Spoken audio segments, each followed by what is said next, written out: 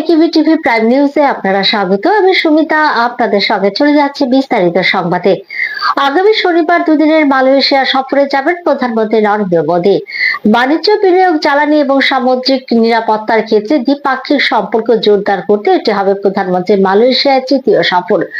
2024 সালের আগস্টে ভারত মালয়েশিয়া দ্বিপাক্ষিক সম্পর্ককে একটি বিস্তৃত কৌশলগত অংশীদারিত্বে উন্নীত করার পর প্রধানমন্ত্রীর এটি প্রথম সফর। সফরকালে তিনি মালয়েশিয়ার প্রধানমন্ত্রী আনোয়ার ইব্রাহিমের সঙ্গে দ্বিপাক্ষিক আলোচনা করবেন। পাশাপাশি প্রধানমন্ত্রী নরেন্দ্র মোদী ভারতীয় সম্প্রদায়ের সদস্যদের সাথে মত বিনিময় করবেন। সফরকালে 10ম ভারত মালয়েশিয়া সিইও ফোরামও অনুষ্ঠিত হওয়ার কথা রয়েছে। ছিল না আগাম কোনো খবর। বৃহস্পতিবার দুপুরে আচমকা জনজাতি কল্যাণ দপ্তর কার্যালয় পরিদর্শন করলেন রাজ্যের জনজাতি কল্যাণ মন্ত্রী বিকাশ দেববর্মা। মন্ত্রীকে দেখে হতবাক সকলে। অফিসের কাজকর্ম দেখে সন্তোষ প্রকাশ করেন তিনি। পূর্ব ঘোষণা ছাড়াই বৃহস্পতিবার আচমকা জনজাতি কল্যাণ দপ্তর কার্যালয় পরিদর্শন করেন রাজ্যের জনজাতি কল্যাণ মন্ত্রী বিকাশ দেববর্মা। তিনি দপ্তরে উপস্থিত হয়ে একে একে বিভিন্ন শাখা ও কক্ষ ঘুরে দেখেন। দপ্তরের কাজকর্ম, পরিষেবা ও আধিকারিকদের উপস্থিতি নিয়ে তিনি খোঁজ খবর নেন। পরিদর্শনকালীন দপ্তরের সামগ্রিক ব্যবস্থাপনা ও পরিষেবার মান নিয়ে সন্তোষ প্রকাশ করেন তিনি। এর পাশাপাশি কিছু বিষয়ে প্রয়োজনীয় দিক নির্দেশও দেন মন্ত্রী। পরিদর্শনের পর সংশ্লিষ্ট আধিকারিক ও কর্মীদের নিয়ে তিনি একটি তাৎক্ষণিক বৈঠকে বসেন। বৈঠকে দপ্তরের কাজ আরও গতিশীল করা, সাধারণ মানুষের সমস্যা দ্রুত সমাধান এবং পরিষেবায় স্বচ্ছতা বজায় রাখার উপর বিশেষ গুরুত্ব দেওয়া হয়। পরিদর্শন শেষে সংবাদ মাধ্যমের মুখোমুখি হয়ে মন্ত্রী বলেন, জনজাতি কল্যাণ দপ্তরের কাজকর্ম আরও মানুষের কাছে পৌঁছে দিতে এবং পরিষেবার মান উন্নত করতে আচমকা পরিদর্শন। ভবিষ্যতেও এই ধরনের পরিদর্শন চলবে বলে তিনি জানান। আপনারা সবাই জানেন, আমি যে কোনো জায়গার মধ্যে হঠাৎ করে আমি ভিজিট করি। আজকে আমার ট্রাইবাল ওয়েলফেয়ার ডাইরেক্টর অফিসে আমি ভিজিট করেছি। এখানে এই যে রুমগুলিও ঠিক হচ্ছে, রিপেয়ারিং হচ্ছে। স্টাফদের সঙ্গে কথা বলেছি এবং আজকে এখানে district welfare officer, sub division welfare officer, ওদেরও মিটিং ছিল। তার জন্য আমি এসেছি এখানে, ওদের সঙ্গে আমি মিটিং করেছি। বিভিন্ন ইস্যু নিয়ে আমি এখানে ডাইরেক্টর অফিসে এসেছি যে সময়ের কাজ সময় শেষ করা, সঠিক সময়ে অফিসে আসা। অ্যাটেন্ডেন্স চেক করেছি আমি, একটাই বার্তা দিয়েছি যে আমাদের কাছে সময় কম, কাজ বেশি।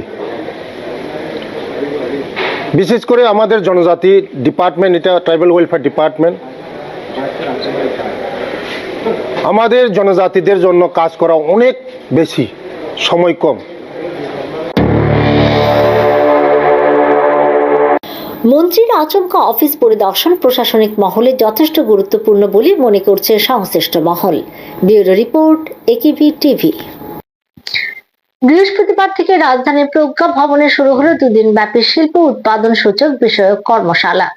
কর্মশালাটি যৌথভাবে আয়োজন করে রাজ্যের অর্থনীতি ও পরিসংখ্যান দপ্তর, অর্থনৈতিক পরিসংখ্যান বিভাগ, পরিসংখ্যান ও কর্মসূচি বাস্তবায়ন মন্ত্রণালয়, ভারত সরকার। উদ্বোধনী অনুষ্ঠানে উপস্থিত ছিলেন রাজ্যের উপজাতি কল্যাণ দপ্তরের মন্ত্রী বিকাশ দেববর্মা, এমওএসপিআই এর মহাপরিচালক এন.কে. সন্তোষী এবং অর্থনৈতিক পরিসংখ্যান দপ্তর এমওএসপিআই এর পরিচালক দীপক ধানাওয়াত। চলমান জিডিপি ও অন্যান্য সূচকের ভিত্তি বছর সংশোধন কার্যক্রমের প্রেক্ষিতে কর্মশালার গুরুত্ব তুলে ধরেন এবং শিল্প উৎপাদন সূচককে আরো যথাযথভাবে শিল্পোন্নয়ন পরিমাপের ক্ষেত্রে অপরিহার্য বলে উল্লেখ করেন বক্তারা। কর্মশালায় বক্তব্য রাখতে গিয়ে মন্ত্রী বিকাশ দেববর্মা ত্রিপুরা সরকারের গৃহীত উন্নয়নমূলক উদ্যোগগুলির কথা তুলে ধরেন। তিনি প্রবৃদ্ধির সূচক নিরূপণে পরিসংখ্যানের গুরুত্বের উপর বিশেষ জোর দেন। বিষয় হলো বেস ইয়ার রিভিশন। এটি শুধু একটি কারিগরি কাজ নয়, বরং আমাদের পরিসংখ্যান ব্যবস্থাকে আরো সঠিক, আধুনিক করার জন্য অত্যন্ত জরুরি পদক্ষেপ। বিশেষ করে ইন্ডেক্স অফ ইন্ডাস্ট্রিয়াল প্রোডাকশন সঠিকভাবে বর্ণনার জন্য এটি পরিহার্য। আমি আনন্দিত যে উত্তর পূর্ব ভারতের সব রাজ্য থেকে অংশগ্রহণকারীরা এসেছেন। এছাড়াও জম্মু কাশ্মীর, হরিয়ানা, ছত্তিশগড়, দিল্লি প্রভৃতি রাজ্যের প্রতিনিধিরা উপস্থিত আছেন। আমি বিশেষভাবে স্বাগত জানাই পরিসংখ্যান মন্ত্রকের পরিচালক শ্রদ্ধেয় এন.কে. সন্তোষজি মহাশয়কে। তার অভিজ্ঞতা ও দিক নির্দেশনা আমাদের আলোচনাকে আরো সমৃদ্ধ। নিচে ছোট্ট একটি বিজ্ঞাপন বিরতির সঙ্গে থাকুন।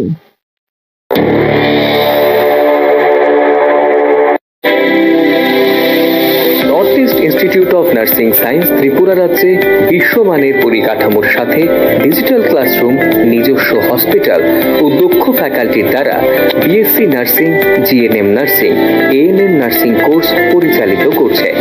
রয়েছে ভারত সরকার ও ত্রিপুরা সরকারের নার্সিং কাউন্সিলিং এর বিশেষ অনুমোদন। এছাড়াও ইন ক্যাম্পাস রয়েছে উন্নত মানের hostel facility, laboratory, library, indoor sports zone, wifi সুবিধা।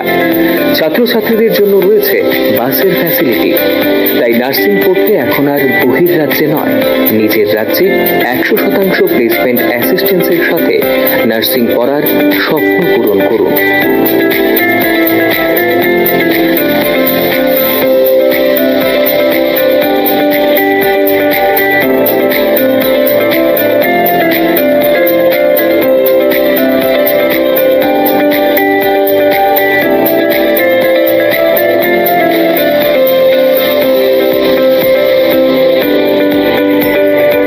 জন্য আজই যোগাযোগ করুন north east institute of nursing science, Agartala, Amtali bypass. Phone নম্বর 7085155609, 7005127202, 0381231506, 8257808056, অথবা ভিজিট করুন www.neins.ind.in, a unit of Devlook Hospital.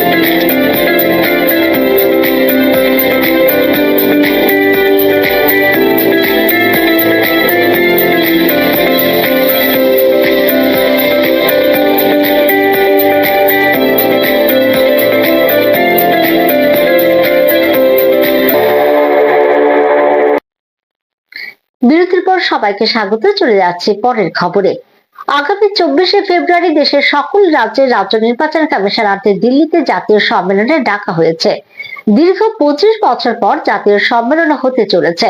প্রসঙ্গত 1999 সালের শেষ দিকে এই ধরনের রাজ্য নির্বাচন কমিশনারদের নিয়ে সম্মেলন হয়েছিল।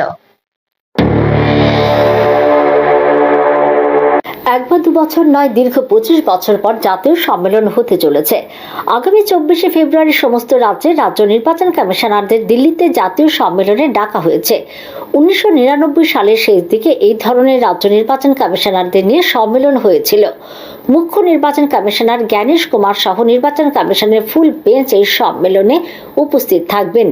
বিভিন্ন রাজ্যের রাজ্য নির্বাচন কমিশনাররা তাদের লিগ্যাল এক্সপার্ট এবং টেকনিক্যাল এক্সপার্টদের নিয়ে এই সম্মেলনে যোগ দিতে পারবেন।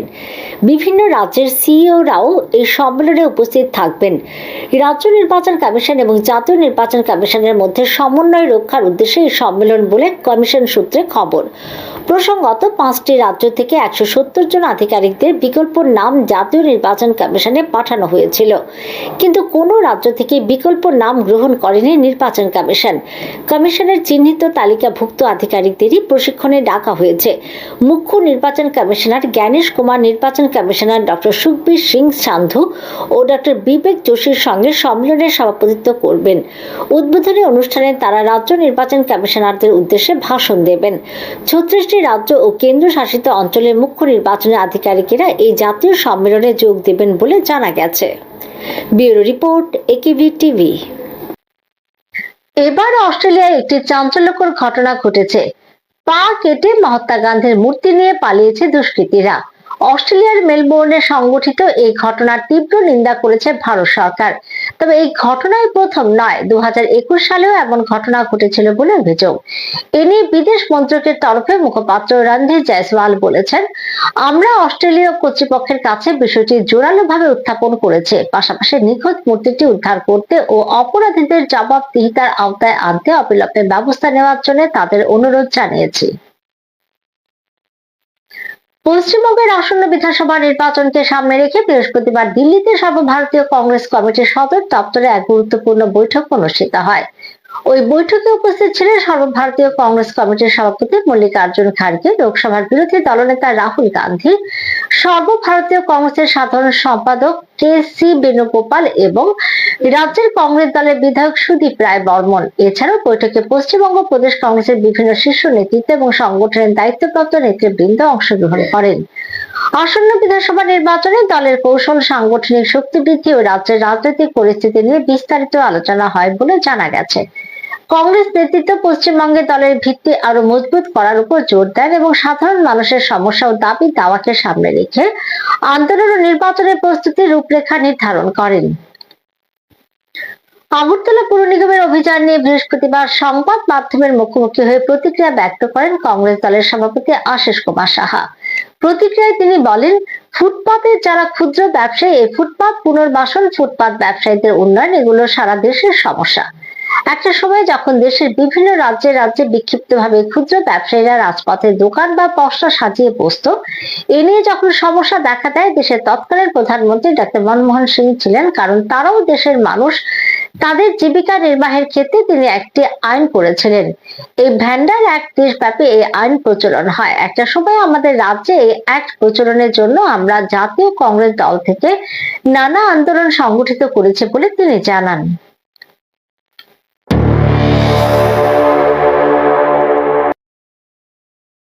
ফুটপাতে যারা ক্ষুদ্র ব্যবসায়ী, এই ফুটপাত পুনর্বাসন, ফুটপাত ব্যবসায়ীদের তাদের উন্নয়ন, এগুলি সারা দেশের সমস্যা। এবং একটা সময়ে যখন দেশের বিভিন্ন রাজ্যে রাজ্যে বিক্ষিপ্তভাবে এই ক্ষুদ্র ব্যবসায়ীরা রাজপথের দোকান বা পোশারি সাজিয়ে বসত, এই নিয়ে যখন সমস্যা দেখা দেয়, দেশের তৎকালীন প্রধানমন্ত্রী ডক্টর মনমোহন সিং, কারণ এরাও দেশের মানুষ এবং অত্যন্ত মানে ডাউন টু দ্য আর্থ এই সমস্ত মানুষ, তাদের জীবিকা নির্বাহের ক্ষেত্রে উনি একটা আইন করেছিলেন। এবং এই ভ্যান্ডার অ্যাক্ট সারা দেশব্যাপী এটা প্রচলন হয়। একটা সময়ে আমাদের রাজ্যে এই অ্যাক্ট প্রচলনের জন্য আমরাও জাতীয় কংগ্রেস দল থেকে নানা আন্দোলন আমরা সংগঠিত করেছি। পরবর্তী সময়ে কোর্টে মামলা হয় এবং মামলার রায়ও এর সপক্ষে আসে। ফুটপাতবাসী বা ফুটপাতের যারা ব্যবসায়ী, তাদের অধিকার রক্ষার্থে কেন্দ্রীয় সরকারের আইন মোতাবেক তাদের পুনর্বাসন দেওয়ার যে কর্মসূচি, এই কর্মসূচি যদি সঠিকভাবে বাস্তবায়িত হয়, তাহলে তাদের ব্যবসার নিরাপত্তা, জীবন জীবিকার যে নিরাপত্তা, এই নিরাপত্তার বিঘ্ন ঘটে না। আগরতলা পুর নিগমের নির্দেশ ক্রমে বটতলা হাওড়া মার্কেট বাজারে ব্যবসায়ীরা নিজেদের উদ্যোগে ভেঙে ফেলছেন দোকানপাট, সরিয়ে নিচ্ছেন তাদের ব্যবসায়িক সামগ্রী। বৃহস্পতিবার তা করতে করতে এই ব্যবসায়ীরা জানান, তারা ফের আগরতলা পুর নিগমের মেয়রের সাথে মত বিনিময় করেন। তারা জানায়, এদিন মেয়র তাদের ফের বিনয়ের সঙ্গে বলেন, আগামী 7 তারিখের মধ্যে তারা যাতে তাদের ব্যবসায়িক সামগ্রী এখান থেকে অন্যত্র সরিয়ে ফেলে, নতুবা 7 তারিখ রাত থেকে নিগমের পক্ষ থেকে সবকিছু ভেঙে ফেলার কাজ শুরু করা হবে। ব্যবসায়ীরা এমনটাও জানায় যে মেয়র তাদের এমনটাও বলেছেন যে যাদের অনুমোদন আছে তাদেরকে পুনরায় ব্যবসা করার ব্যবস্থা করে দেওয়া হবে। আপাতত শহর যেমন করে সাজানো হচ্ছে, এতে এই পুরনো বাজারের সংস্কারের প্রয়োজন রয়েছে বলে ব্যবসায়ীরা জানিয়েছেন। দেখা করে আছি স্যার, আমরা সেই কথাই কইছে যে আপনারা কোনো টেনশন করবেন না, আপনারা 7 তারিখ পর্যন্ত টাইম দিচ্ছি, 7 তারিখের মধ্যে আপনারা গরুটাই নেন বা আপনারা মানে যেই জিনিসপত্র আছে ওইগুলি নিয়ে যান। আর যদি মনে করেন যে আপনারা 7 তারিখের মধ্যে না নেন, আমরা কিন্তু 8 তারিখ পাই গেলাম, 7 তারিখ রাত্রেই আমরা গড় গেলাম, 8 তারিখে গড় পাইতাম না।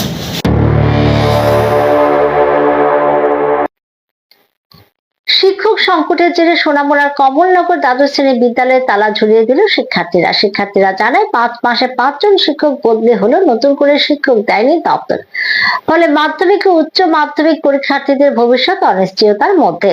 শেষে ক্ষুব্ধ ছাত্রীরা তাদের দাবির সপক্ষে রাস্তা অবরোধ করে। দীর্ঘ সময় রাস্তা অবরোধ করে রাখে ছাত্রীরা।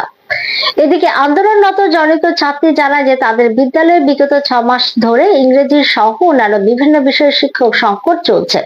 সামনেই তাদের পরীক্ষা, কিভাবে পরীক্ষা দেবে এই ভেবে তাদের অবস্থা খুবই শোচনীয়। এমনটাও জানায় যে প্রথম থেকে দ্বাদশ শ্রেণী পর্যন্ত বিদ্যালয়ে কমপক্ষে 336 জন শিক্ষার্থী এবং 3 জন কম্পিউটার শিক্ষক সহ 10 জন শিক্ষক শিক্ষিকা রয়েছেন।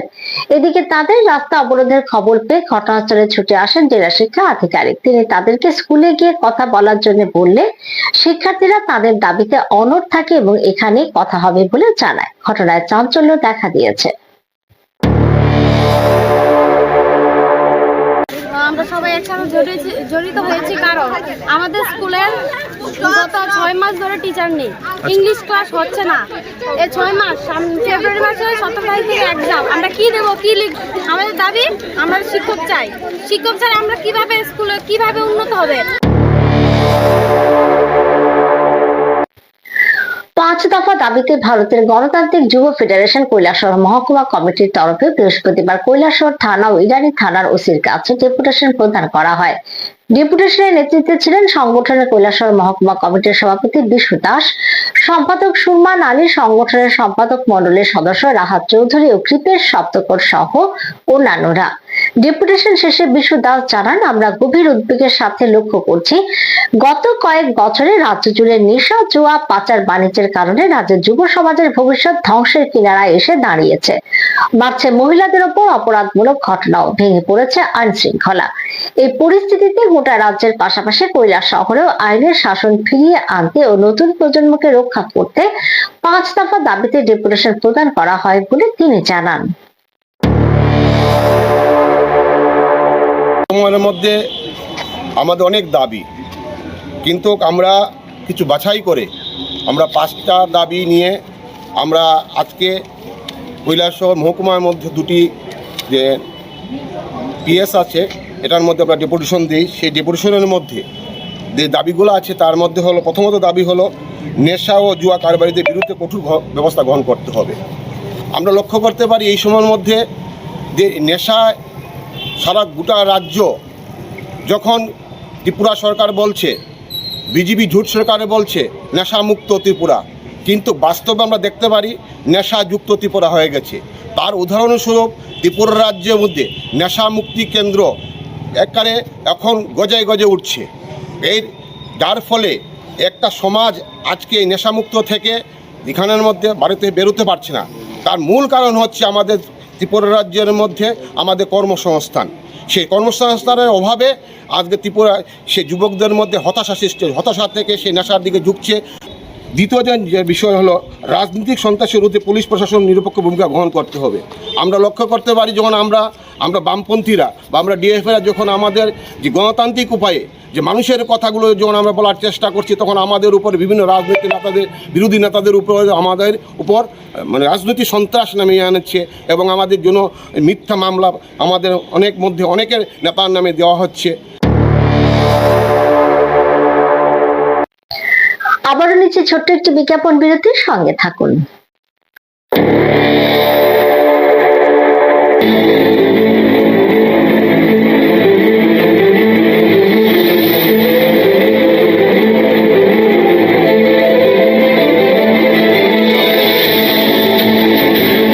বলবেন আপনারা, শুনবো এবং শোনাবো আমরা। চোখ রাখুন একেবি টিভির পর্দায়।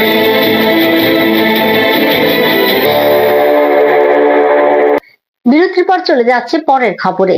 পানীয় জল ও রাস্তা সংস্কারের দাবিতে অমরপুর গন্ডাছড়া সড়ক অবরোধ করে স্থানীয় এলাকাবাসী। খবর পেয়ে ঘটনাস্থলে ছুটে যায় পুলিশ। অবরোধকারীদের সঙ্গে আলোচনা করে। পুলিশ আশ্বাস দিয়েছে অতি সত্বর সমস্যা সমাধানে সংশ্লিষ্ট দপ্তরের সাথে আলোচনা করা হবে।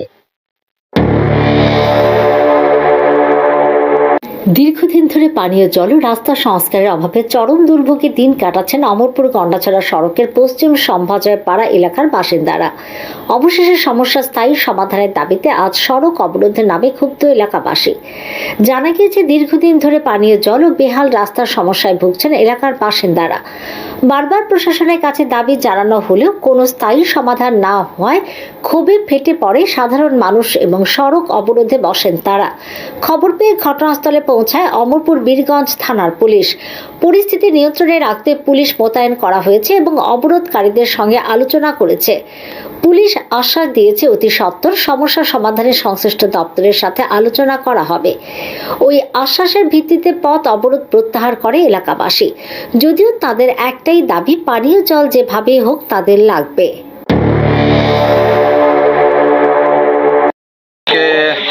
রাস্তা ব্লক কারণ হলো জল, আর জলে বেশিরভাগ জলের সমস্যা, এখানে এই এলাকার জলের সমস্যা হয়। তার জন্য এই মেয়ে লোক আজকে আমরা মানাইতে পারছি না, আজকে ব্লক করে দিছি। কয়দিন যাবত এই সমস্যায়? এটা দীর্ঘ বছর ধরে। আজকে সমস্যা না, তবে আমরা সরকার বিরুদ্ধে মানে আন্দোলন করে না দেখিয়া এই সমস্যাটা হচ্ছে। আগে কি ওরা জানাইছেন এই ব্যাপারে? এটা তো সারা বছরে DWS অফিসে আমরা অ্যাপ্লিকেশন করি, মাঝে মাঝে মানে জল ক্লিয়ারিং করে দেয়, কিন্তু এক দুইটা গাড়ি দিয়ে এক সপ্তাহের মধ্যে আর কি, এক সপ্তাহে দুইবার দিলে তো হইতো না। আমরা চাইতেছি এলাকার লোক চাইতেছি দীর্ঘ বছর যে সমস্যার সমাধান হইতো না, এভাবে ওয়াটার সাপ্লাই যেমনিও লাগবে। Bureau report, AKB TV. Nandannagar দ্বাদশ শ্রেণী বিদ্যালয়ে বৃহস্পতিবার বাৎসরিক ক্রীড়া প্রতিযোগিতা অনুষ্ঠিত হয়। এই বার্ষিক ক্রীড়া অনুষ্ঠানে উপস্থিত ছিলেন যুব কল্যাণ ও ক্রীড়া দপ্তরের মন্ত্রী টিঙ্কু রায়, পশ্চিম ত্রিপুরা জেলা পরিষদের ভারপ্রাপ্ত সভাধিপতি বিশ্বজিৎ শীল সহ বিশিষ্টজনেরা। এই ক্রীড়া প্রতিযোগিতাকে কেন্দ্র করে বিদ্যালয়ের শিক্ষার্থীদের মধ্যে একটা বাড়তি উন্মাদনা এদিন দেখা যায়। এই অনুষ্ঠানের আনুষ্ঠানিকভাবে উদ্বোধন করে মন্ত্রী টিঙ্কু রায় বলেন, খেলাধুলা শুধু মন ভালো করার জন্য নয়, সামাজিকভাবে নিজেকে প্রতিষ্ঠিত করতে গিয়েও খেলাধুলা একটি গুরুত্বপূর্ণ ভূমিকা নিচ্ছে। ছেলেমেয়েরা যাতে সুস্থ থাকে, ভালো থাকে এই কামনা করেন তিনি। এদিন মন্ত্রী জানান, আমাদের রাজ্য ছোট রাজ্য হলেও বিভিন্ন খেলাধুলায় সারা দেশের মধ্যে একটা ভালো ফলাফল করছে। গত বছরের স্কুল স্তরে সারা দেশের মধ্যে রাজ্যের ছেলেমেয়েরা ভালো ফলাফল করেছে। তিনি আশা করেন আগামী দিনেও ভালো ফলাফল হবে, যার শুরুটা স্কুল স্তর থেকে হয়ে থাকে। খেলাধুলা এরকম একটা বিষয়, শুধুমাত্র এরকম শরীর ভালো এবং মন ভালোর জন্য নয়, আজকের দিনে সামাজিকভাবে নিজেকে প্রতিষ্ঠিত করতে গিয়েও কিন্তু আজকে খেলাধুলা একটা গুরুত্বপূর্ণ ভূমিকা নিচ্ছে। এবং আমরা ছেলে মেয়েদেরকে চাই যেন তারা সুস্থ সবল থাকে, ভালো থাকে। এবং প্রতি বছরেই আমাদের প্রত্যেকটা স্কুলেই, গভর্নমেন্ট স্কুলগুলোতে অ্যানুয়াল স্পোর্টস করে থাকেন ওনারা। আজকে পুরো দিনেই বিভিন্ন খেলাধুলা করবে এবং আমাদের রাজ্যের ছেলেমেয়েরা একটা ভালো, আমরা যদি দেখি গোটা দেশে যে আমাদের ছোট রাজ্য হলেও আমরা কিন্তু অনেকগুলো প্রতিযোগিতায় খুব ভালো স্থান অর্জন করছি। এই বছর আমরা দেখি যদি 25-26, অর্থাৎ এই বছরটা তো শুরু হলো 26-এর, গত 25 যে গেল 2025-25-এ আমরা প্রায় 21খানা স্কুল স্তরে ছেলে মেয়েরা যে সমস্ত টুর্নামেন্ট ন্যাশনাল লেভেলে হয়েছে সেখানে গোল্ড, সিলভার, ব্রোঞ্জ মেডেল জিততে পেরেছি। তো আমরা আশাবাদী আগামী দিনও ভালো হবে এবং এই সমস্ত স্কুল থেকেই প্রতিভাবান খেলোয়াড়রা বেরোবে। 31শে জানুয়ারি উদ্বোধন হওয়া general Padmachong Memorial আমন্ত্রণমূলক football tournament 2026-এর 5 ফেব্রুয়ারি বৃহস্পতিবার ছিল চতুর্থ দিনের খেলা। কৈলাসহরের রামকৃষ্ণ মহাবিদ্যালয়ের মাঠে চতুর্থ দিনের খেলায় আসাম পুলিশের মুখোমুখি হয় ত্রিপুরা পুলিশের বিরুদ্ধে। শুরু থেকে শেষ পর্যন্ত দাপটের সাথে খেলে ত্রিপুরা পুলিশ 3-0 গোলে জয়লাভ করে। রাজ্যের হয়ে এই ম্যাচে গোল করে বিলাস দেববর্মা, কেলভিন ডার্লং এবং নুন রোয়া ডার্লং। অসাধারণ পারফরমেন্সের জন্য ত্রিপুরা পুলিশের রিচার্ডকে ত্রিপুরাকে ম্যাচ সেরা হিসেবে নির্বাচিত করা হয়। ম্যাচটি পরিচালনা করেন প্রধান রেফারি বিপ্লব সিং। টুর্নামেন্টের পরবর্তী ম্যাচে 6 ফেব্রুয়ারি শুক্রবার মণিপুরের টুরু মুখোমুখি হবে ত্রিপুরা ওয়াইডি এর বিরুদ্ধে। এখনকার মতো সংবাদ এই পর্যন্ত। পরবর্তী আপডেট দেখার জন্য চোখ রাখুন শুধুমাত্র একেবি টিভির পর্দায়। নমস্কার।